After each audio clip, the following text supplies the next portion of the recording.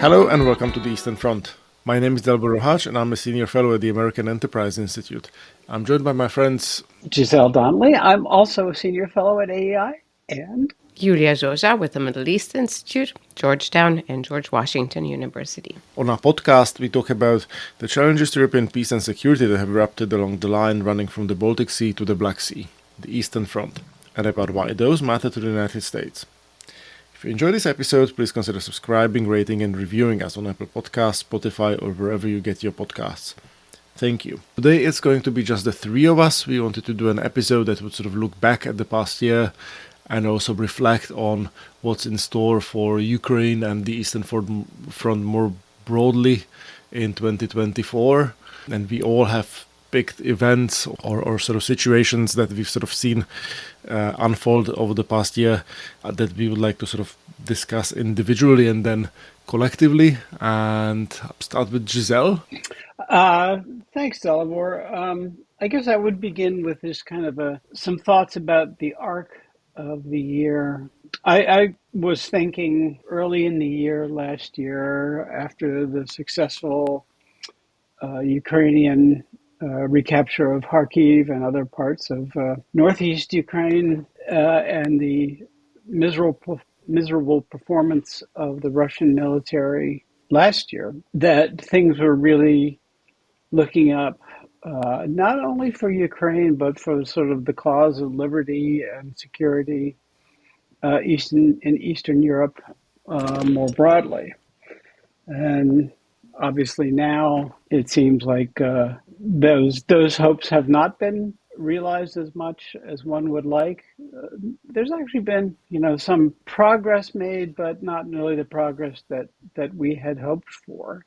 And certainly casting forward into next year, one can only, I think, at best summon an attitude of grim determination to try to see the project forward, but understanding that the prospect of a quick victory and a quick sort of liberation and a real defeat of Russia's attempts to reclaim an imperial posture in Eastern Europe are going to take some time, are probably going to be very costly in blood, especially Ukrainian blood, but also in riches for Western Europe and the United States. And one has to now have questions about Western will, broadly speaking, and commitment to the cause. So we've got to dig deep to try to come up with a new level of strength, willpower, commitment, determination.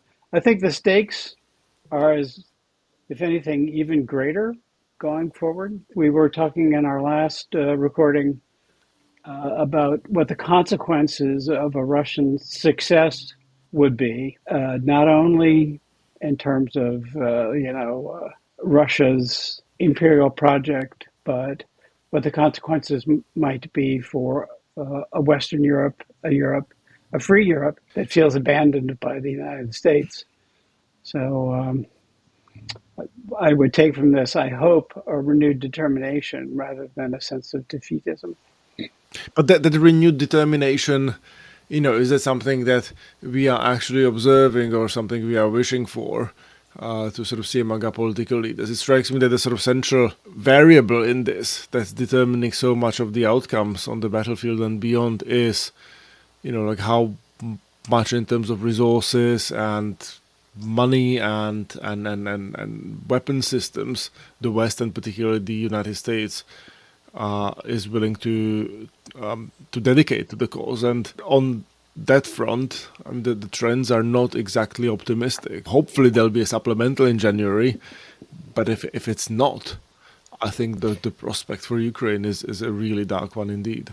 I certainly would agree that the supplemental is critical in the near term, for the first 6 months or so of the year. But it's just, the first step toward reversing the slide that we've seen in the last 6 months or so. That in and of itself won't get us, and most certainly won't get Ukraine where it needs to go, where it wants to go, and to the point that could seriously be marked up as a victory for the United States, for NATO, for the European alliance, and for free people in Europe. If we're talking before we go into the supplemental and what that means for the next few months, because I think that's important and that's what we're all asking, audience, us, policymakers. But before we get there, in terms of, I guess, crucial elements that are also to some extent dictating what is going to happen in the next few months, to me, there's been two, and I'm struggling to see how to frame them to make this conversation as constructive as possible. But the first one is, first of all, the attention on the region. It was the first time, 2022 and 2023, that the Black Sea region has been highlighted, that Ukraine has become really the on the front page of every newspaper across the Atlantic for a long time, and that there is now overall, due to this and of course the bravery of Ukrainians, more understanding that than there was 2 years ago about how important this region is and how it is crucial to great power competition, strategic competition. And strictly speaking, if we are to focus on the wins too, at the end of the year, we have a Black Sea that is freer than it was at the beginning of the year. And that's a win of Ukraine, despite having major limitations imposed by the West in terms of military ability and instruments. So I think it's worth celebrating that and looking at that as a highlight for 2023, despite all odds. The other part, though, is, and I'll frame it as follows: the major discrepancy in understanding of what is happening and where the front line, the battlefield, is heading between the two sides of the Atlantic. And I think here at the Eastern Front, we've done a pretty good job at trying to marry these, bring them closer, and increase our and everyone's, to the extent that we could, understanding of what is going on. But these discrepancies we still see. I was watching on December 19th, the major press conference of Zelensky, and as well as he has performed throughout this war, it seemed at the end of the year that the messaging is in sync with the messaging of Western leaders, his main supporters, but completely out of touch with reality. Completely out of touch with, and this is the major point here, the assessment of the battlefield at the end of the year, and the assessment of the counteroffensive. And I'll stop with this kind of grist for mill in our understanding, including here on the podcast, of the counteroffensive. The Western leaders, whether it's Blinken and Austin and Biden in Washington or in European capitals, you name who, have basically sold this money to say, we are giving you the means to do another counteroffensive. But in my understanding, the means that we've given them, as we are assessing the end of the year, have not been anywhere close in quantity or quality for a counteroffensive. They've been enough to hold the line, but they were not enough. No air power, no possibility to overcome the minefields, etc., unless you want to completely sacrifice a significant part of the Ukrainian armed forces for a counteroffensive. And it was a mistake for the West to sell it as such, this discrepancy. And of course, it was a mistake for Zelensky and for Ukraine to accept this narrative, because this has increased expectations to an unrealistic level. And now it is being framed as, well, it's Ukraine that failed. It's not the West that failed, it's Ukraine that failed. And that, to me, as we're wrapping up this year is the biggest problem that will lead us to even more problems with the supplemental and with the war in 2024. That's a fascinating observation. I wonder, though, to what extent this push for the offensive has been a result of a sort of a bargain between the West and Ukraine, and to what extent it has also been propelled by domestic political dynamics. I mean, Zelensky had built this reputation as a wartime Churchillian leader / hero, and I can imagine that it was tempting for him to, try to sort of continue on that trajectory, even though the resources that he had at hand might not have been an exact match for what his sort of needs were at the moment in order to deliver. I would go a little farther and say it was absolutely necessary for him to do it. Let's cast our minds back a year. Everybody was surprised by the success of the Kharkiv and other counteroffensives last year. And you remember it actually took some time for those breakthroughs to come to pass. And none of the weapons transfers programs were premised on such success.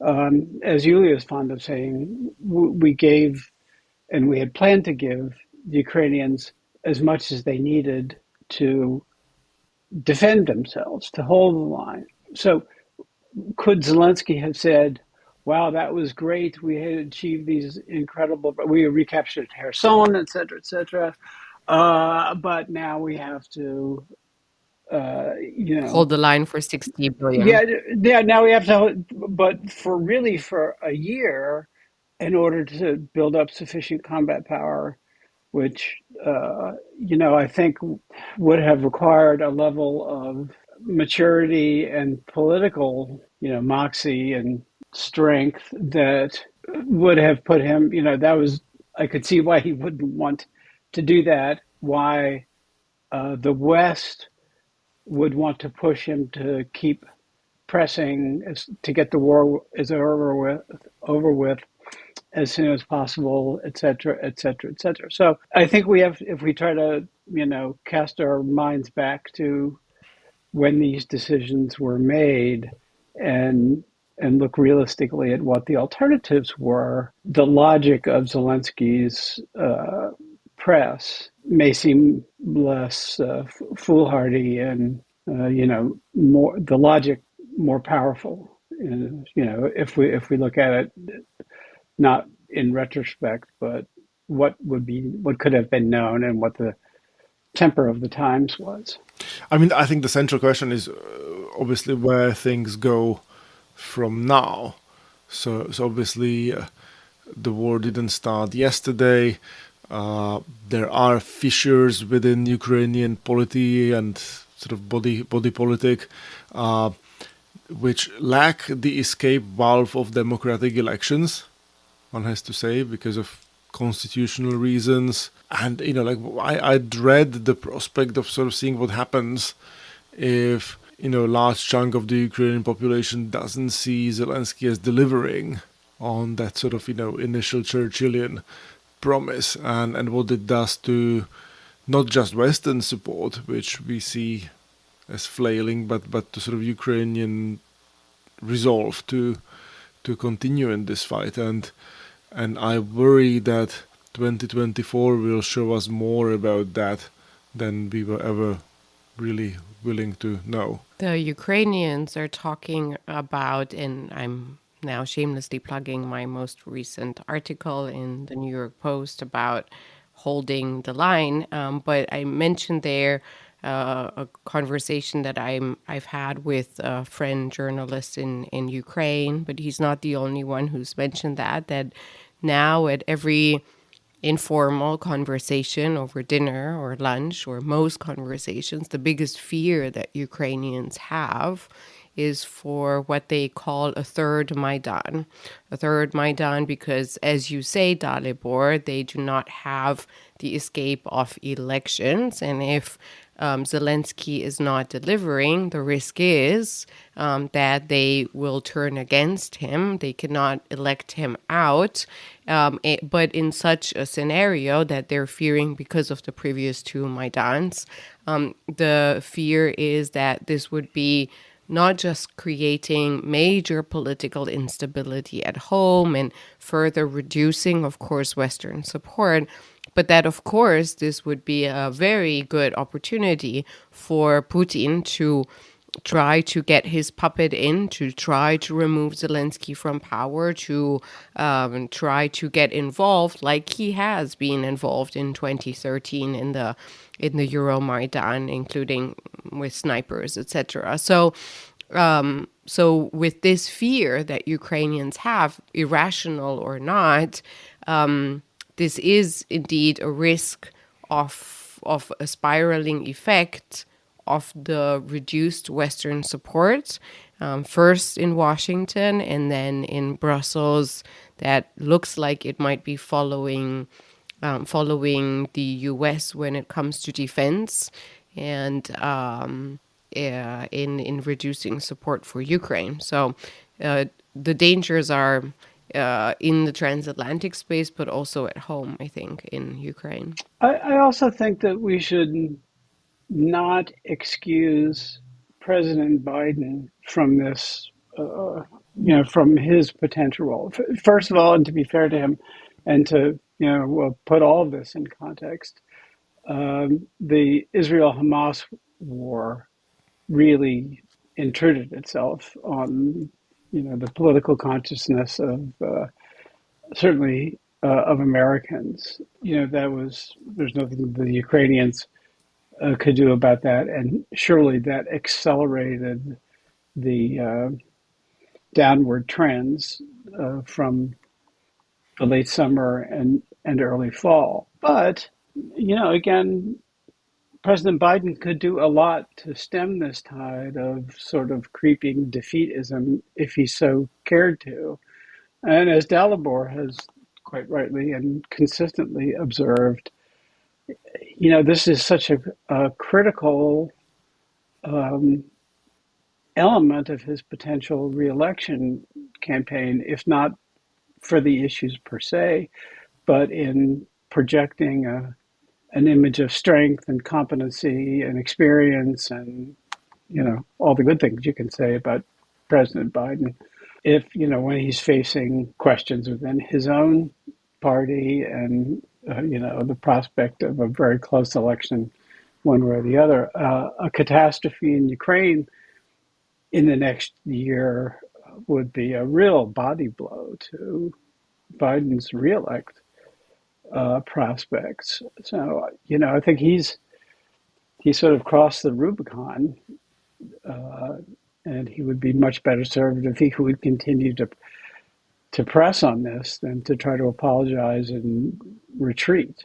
I have never understood the political calculus of the administration in this regard, and I think as things become stickier in Ukraine, that the logic of Biden projecting strength and renewing his commitment and trying to reverse the tide in this country is more compelling. But like what strikes me as all this, like, so we are talking about renewing commitment, but like the real political struggle is to keep the aid and the military assistance at the sort of minimum barely acceptable level going forward. I mean, that's what the sort of supplemental is. And even that is not treated with the degree of urgency it deserves.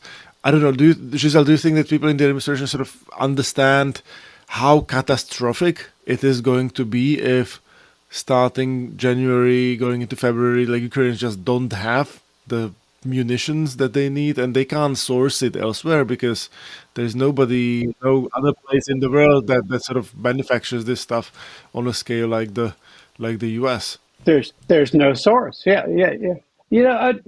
I don't know what's going on, inside the administration than what I read, and I'm perplexed by it, honestly. Even during this, back and forth over the supplemental, the president has been absent without leave. He's gone to Israel, Yeah. like on an hourly basis, and so has Secretary Blinken. But they've said almost nothing about what you quite rightly frame as a pressing need on he's left the debate. The initiative is entirely on the Republican side. And it also strikes me that so sorry to interrupt you, but like the sort of politics of this is so like dumb. Find it just so puzzling. I mean, like it is in his best interest that he be not perceived as a dove on immigration and asylum either in the general election. He doesn't have a primary challenger from the far left, and it strikes me that all he needs to do is to just go hawkish on immigration the way France has gone hawkish on immigration and the European Union has gone hawkish on immigration, uh, and then then we'll have a sort of win-win situation. Well, no, he does have a pretty strong element in his party that. Plus, it's the Republicans again who are making the running on immigration. They just want to make this an issue. I don't.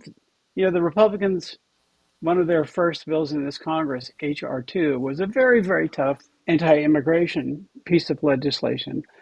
I'm not sure that if Biden just rolled over and agreed to every provision in that the Republicans would be willing to take a deal that includes aid to Israel, aid to Taiwan, aid to Ukraine. That's what everybody's been talking about. And that no doubt the legislation is already written, but I think the Republicans would rather have the issue.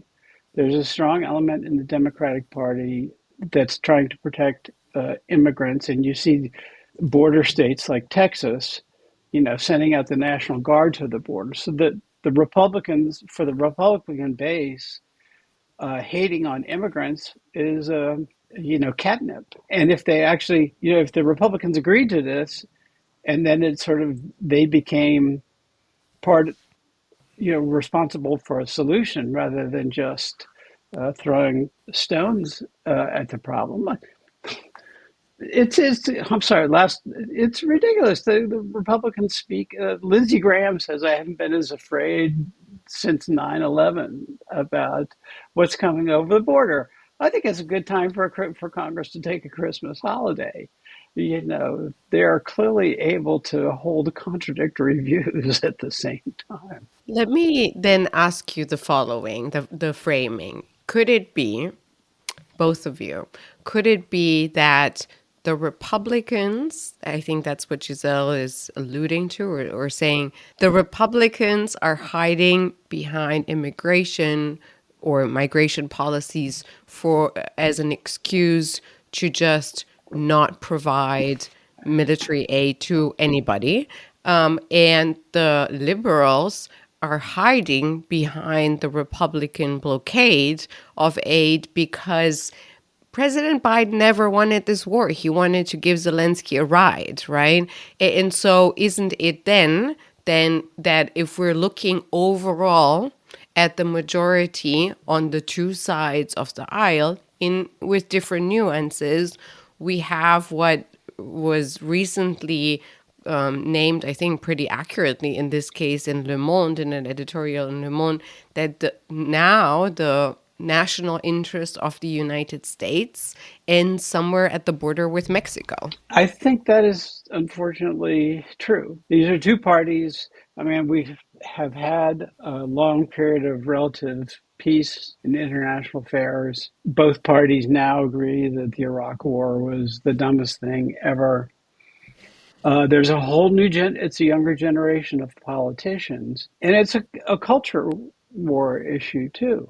So, the environment is not great for a politician like Biden, who is Delabore, and well, this has always been my observation. I've lived through much of Joe Biden's career. He's always been interested in diplomacy over the use of American military power to secure, as a tool. But again, it's just not, Biden doesn't really have the constituency either to Yeah, again, I would agree with Dalibor that if he's going down, he should go down swinging. Or it's not like he can do a very good imitation of a real appeasnik. He's not even very good at that. So the political calculation, I just don't understand. But I do recognize that the president is fighting on a difficult political battlefield in this country. I'll just say one or two sentences on this, and then Yeah. we might want to sort of move on a little. I totally agree with you, Giselle, that there is a lot of sort of demagoguery and bad faith sort of performance art involved in this on the Republican side. But that doesn't mean that that sort of border and asylum issue is a non-existent one, and it doesn't freak voters out. And I think that's a sort of lesson that Europeans have learned the hard way after 2015. And I suspect that, as much as President Biden has to keep, the sort of far left flank of his party on board, he also must sort of project the sense that he is in charge of, sort of America's borders. Otherwise, he's just opening this space for demagogues and bad faith actors to fill it in. And it strikes me that there is a space for him to do that while also getting the supplemental across the finish line. And then it's puzzling to me that I don't see him doing, a more vigorous effort at getting it across the finish line. Well, that I entirely agree with. The vigor of Joe Biden. Well, so his staffers say that he, he's so busy and he does so many things, and he's a very sort of agile 81-year-old. Well, okay, he's still president. What did you think he was signing up for? All right. So then moving on, if then the next question is, if we put ourselves, I know it's difficult, but still into Russia's shoes, what are they looking at? What are their possible gains? What is Putin trying to get until US elections in November? I mean, it's a toss-up or not. We will see. It's impossible. Of course, he's hoping for no supplemental. I think the comments that he made on December 20th have already been confirming that one more time. He said, he's happy about it's now end of freebies for Ukraine, I think he said. And so if that's a real possibility, if Ukraine will not get any more rounds of ammunition to take or to even hold, what is he trying to get from 2024? And the last note I'll put in here is a few days ago, the German newspaper Bild leaked or published some leaked war plans of the Russians that are, no surprise, long-term for eastern Ukraine to take inch by inch into 2025, into 2026 in the Donbass, in Zaporizhia, etc. So that seems to be the inch by inch continuation. But if you were in the Kremlin, what would you be trying to achieve? What should we be expecting from 2024? Well, Putin wants to destroy Ukraine. Well, yes, but the only question is, will he be content to sort of consolidate the remainder of what he's gained for the moment, while husbanding his strength for the next one and ensuring that the United States and the West continue to distance themselves from Ukraine? It is an election year there, too, in Russia. So any gains that he can show can only help him, according to the polls, right? I think right now he can claim to have withstood the might of the United States and NATO. I mean, yep. He's defeating NATO in Ukraine, according to himself. Yeah. I don't think this is like a question of like end goals, right? Like, he wants to destroy Ukraine. If he can do it in a year, he'll do it in a year. He probably can't do it in a year. So the sort of rational strategy is to, consolidate the gains, make them irreversible. We've seen already sort of population transfers, right? Russians encouraged to buy real estate in Mariupol and Russians in Crimea, etc., etc. We'll probably see more of that, like within the realm of like what is feasible. I'm not sure anybody wants to like move into ruins, right? Like it's not particularly desirable, these sort of liberated places. But I think there'll be a sort of deliberate effort to just make it difficult for Ukrainians to ever retake these places back and turn Make them them as back Russian as into sort of possible. Yeah. status quo ante. So Yeah, and look, I mean, try to generate some false flag diplomatic Minsk-like process. Even better if it doesn't include the United States, which would Trump would be happy with, and that he can sort of try to master the French and the Germans and West Europeans the way he has in the past.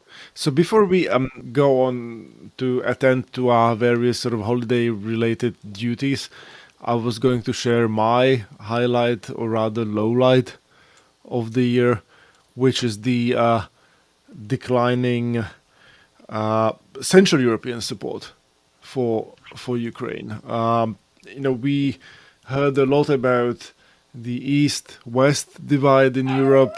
We've heard about New Europe versus Old Europe on these matters, but it is far more puzzling to me to sort of understand why there is this flailing support coming, from the eastern periphery, from places like Budapest, Bratislava, Vienna, and perhaps in the coming years from Prague as well. I mean, we can make different cases for why supporting Ukraine matters. There is the sort of moral abstract case, which we can sort of let's set it aside for a moment. But then there is the sort of pure realist, self-interested case for helping Ukraine, which should be very strong and very salient in Central Europe, particularly in countries that are bordering Ukraine.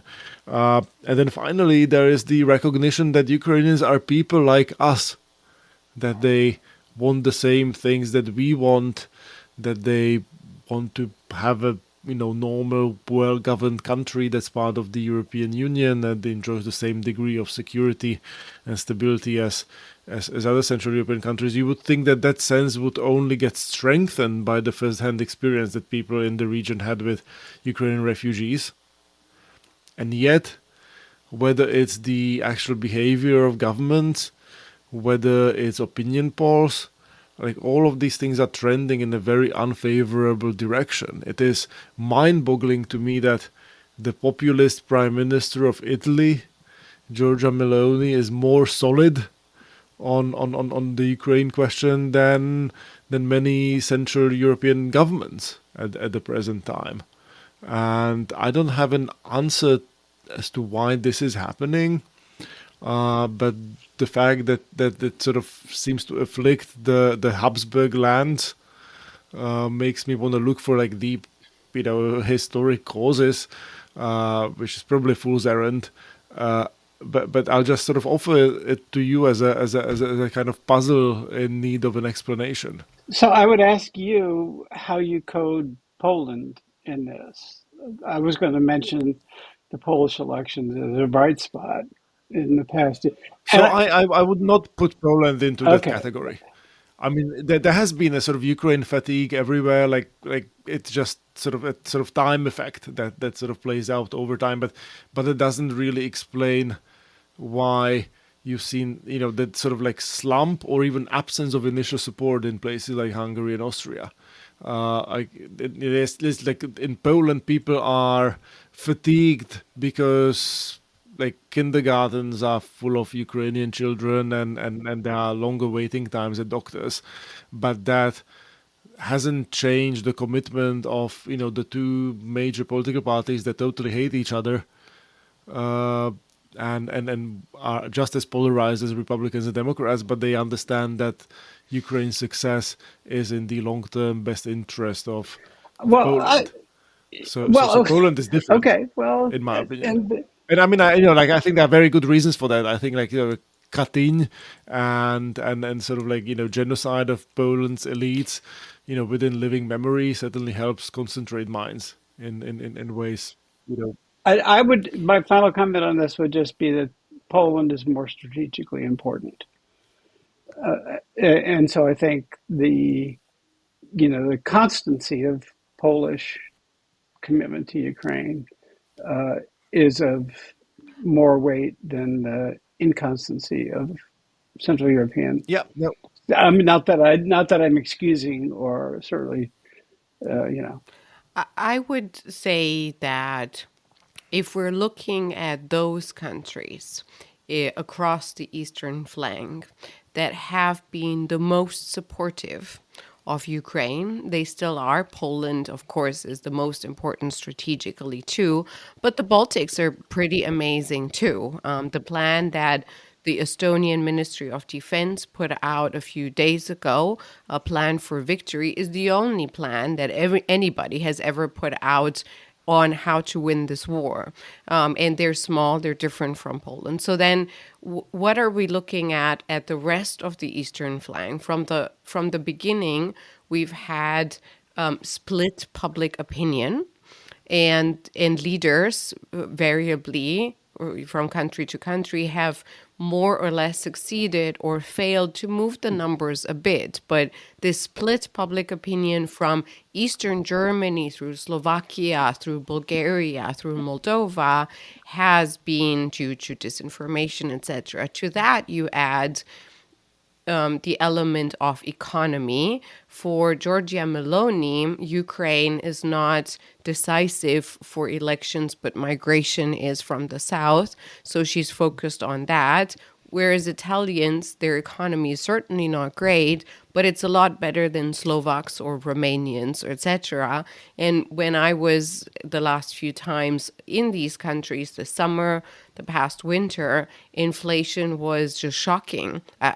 People are telling me, friends are telling me in Bucharest, I don't know if I will have enough food. These are journalists, middle class. I don't know if I will have enough food next month. And all of that has been really exacerbated by bad management, bad PR, and of course the war itself. So I think that the tendency plus the economy have added to that. And I'll add one more thing, which I don't know if there's something that one can do about it, but it is part of the Eastern Front.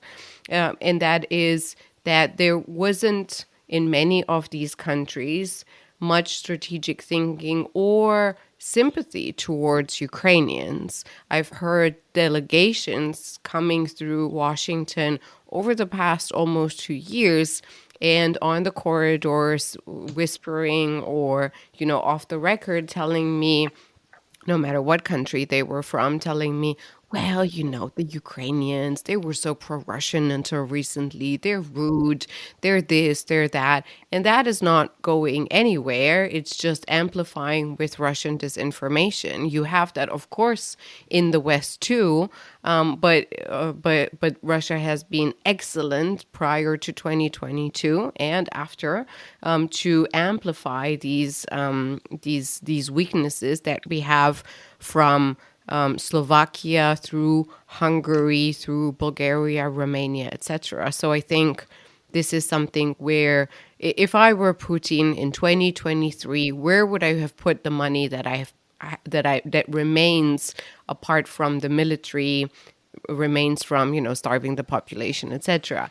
The big chunk I would have put in the United States, but the rest of it I would have put where I will have a lot of success, and that is in Central and Eastern Europe. And, we see that. We see that in Poland to some extent, a little bit, but of course, primarily in Slovakia. We see support possibly reducing in Bulgaria.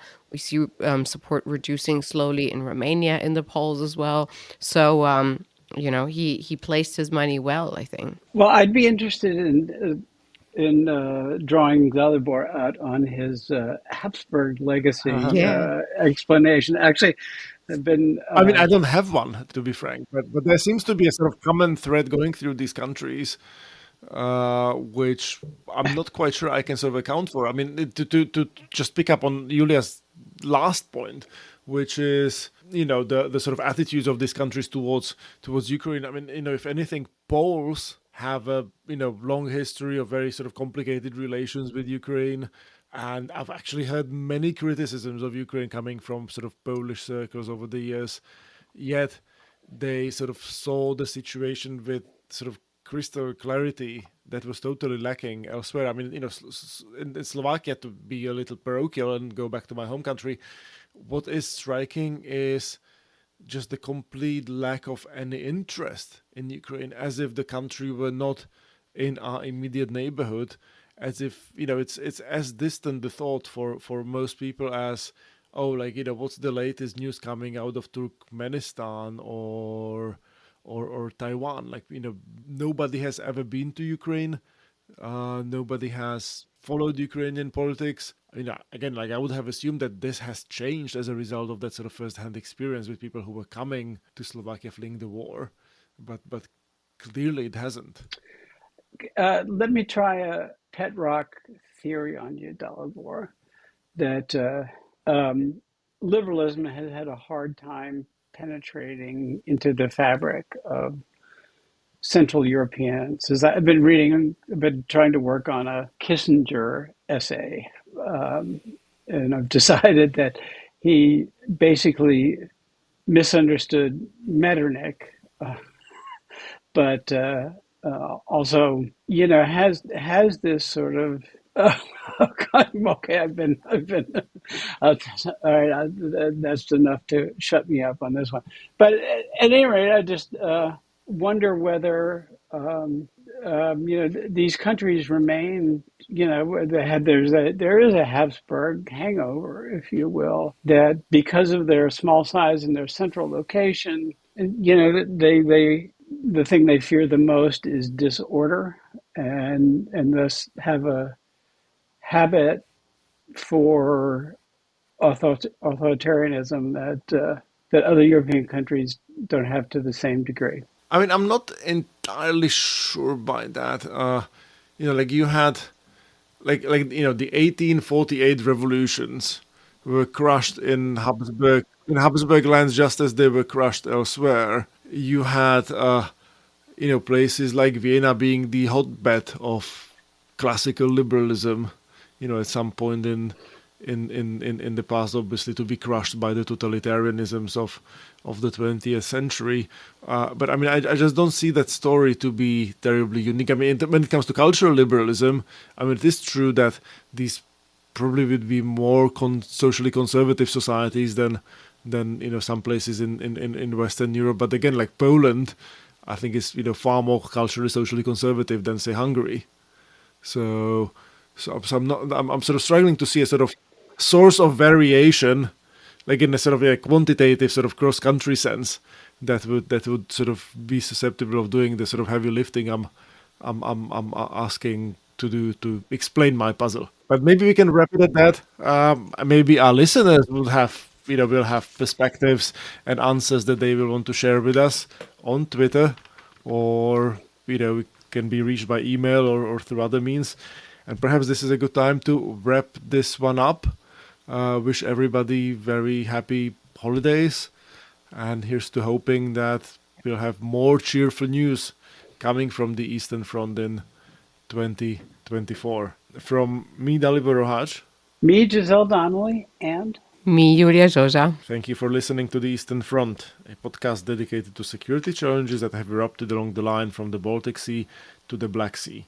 You can find more episodes and additional content on our website, ai.org, on Apple Podcasts, Spotify, or wherever you get your podcasts. Please do get in touch with us on Twitter or X using the hashtag EasternFrontPod, written as one word. And don't forget to sign up for the Eastern Front's newsletter through the link included in the show notes to receive more content from the Eastern Front. If you enjoyed this episode, please consider subscribing, rating, and reviewing us. Thank you, and goodbye.